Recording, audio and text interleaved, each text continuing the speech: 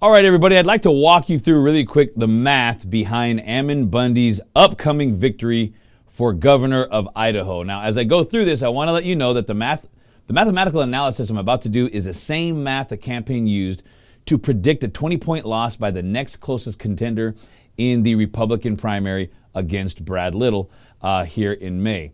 And essentially what we did is we used statistics that went through the amount of Republican voters in the Republican primaries of 2014, 2016, 2018, and 2020.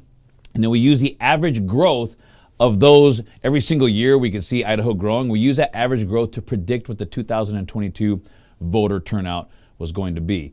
Now, I know statistical analysis can get really boring and you get into the weeds, and there's just a lot of information in terms of the way statistical analysis works that bores people. So I'm not going to get into that. Rather, I'm just going to kind of oversimplify the explanation so that anybody and everybody can understand. In short, what we did is we took these statistics and then we estimate the voter blocks. And by voter blocks, I mean, who votes for conservatives, who votes for rhinos, who votes for people just because they have an R after the name, who votes for, where people land on the political spectrum. And we did statistical analysis on that based on history, averages, and using a simple algorithm, and we then determined where the 2022 primary would end up. Now, it's very important to note that when we did this, we disregarded all other factors like people's emotions or your feelings, hype for certain candidates or whatnot, or for certain issues, people's desire. I want this person to win. I don't want Brad Little to win. Or even the quality of the other candidates. We just disregarded all of that because you can't have emotions messing up your math.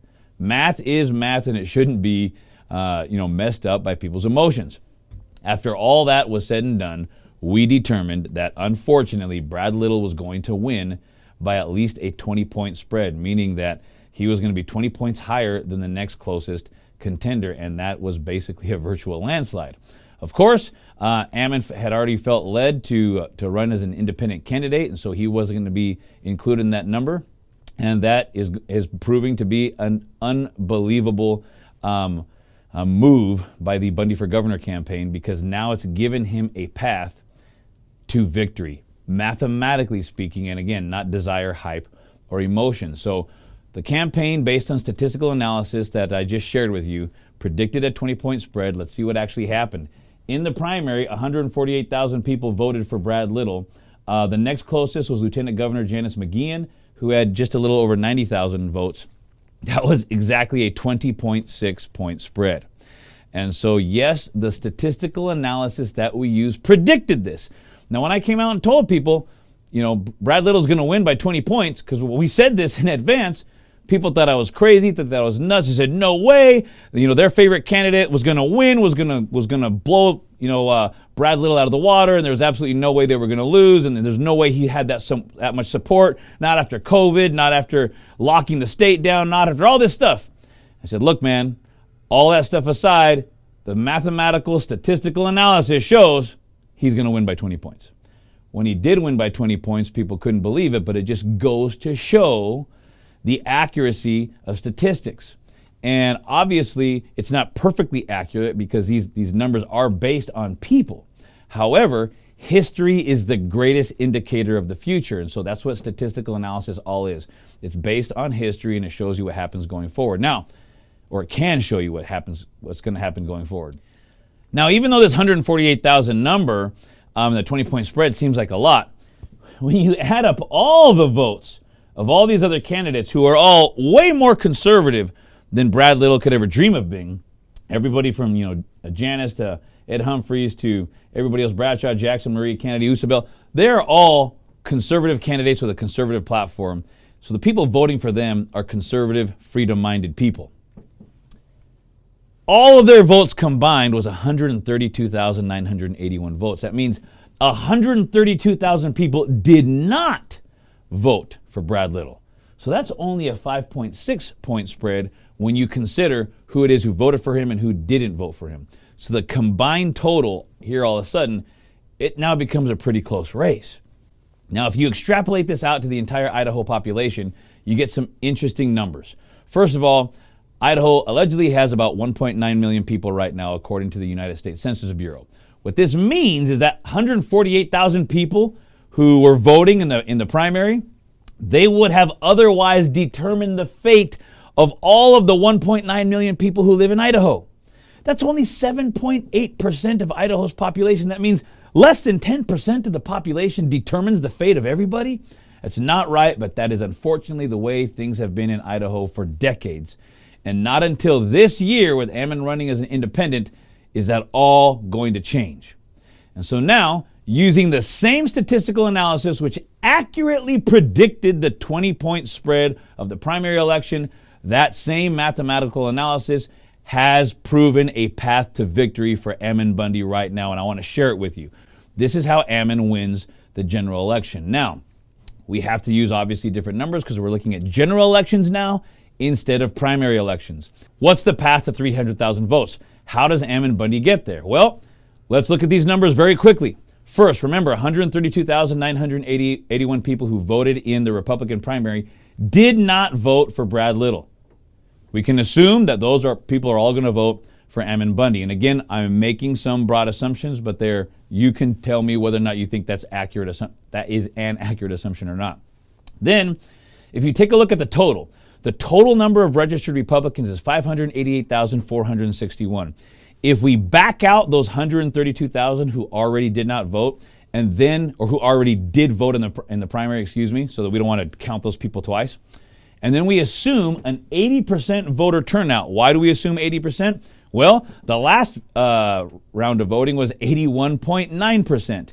And after COVID, after gas prices, after everything going on in America right now and all of the tyranny we have coming down from Washington, D.C., we are expecting a record turnout at the elections this November. So if last time was 81.9, it could be as high as 90% this time. But we're going to be conservative and use the number of 80% for our mathematical analysis. Again, like I said, we take out those 132,000 who we've already accounted for, and then we assume Ammon only gets 30% of them. If Ammon only gets 30% of these people, that's 109,315 Republican votes. Okay? So what we're saying is we only think Ammon is going to get 109,000, which is 30% of the Republican registered voters. So many people who I've talked to think, no, there's no way Ammon's going to get way more than 30%. Okay, maybe so. Maybe some people, no, there's no way Ammon's going to get way less than that. The idea that of the existing registered Republicans, Ammon could get 30% of them is very feasible to me. You can determine it for yourself so you can see the math and you can crunch your own numbers. But we're going to assume 30%. Then you take a look at the additional parties, the Constitutional Party and the Libertarian Party, or the Constitution Party, and there's 15,000 of those folks registered. The majority of those people, I would say all of them, do not want Brad Little to be their governor. And more than likely, Ammon is going to get the vast majority of those. Let's just assume 80% of them. If he gets 80%, that's an extra 9,800 votes. But the big chunk here is the registered unaffiliated. These are the people who say, I am part of no party whatsoever. There's 280,000 of them in Idaho right now. That's a lot. If you run the statistical analysis on the unaffiliated people, the vast majority of them end up voting liberal. They end up voting for Democrats. Probably like 60% of them, maybe even as high as 2/3. So, using those numbers, we would assume about 100,000 of those people are freedom-minded, meaning, yeah, the vast majority of them are not freedom-minded. But those that are, it's about 100,000 based on the math. And if we assume that Ammon's going to get the vast majority of those, which would be about 90%, again, we're trying to be using conservative numbers here, then that's an additional 72,000 votes that Ammon is going to get from those people.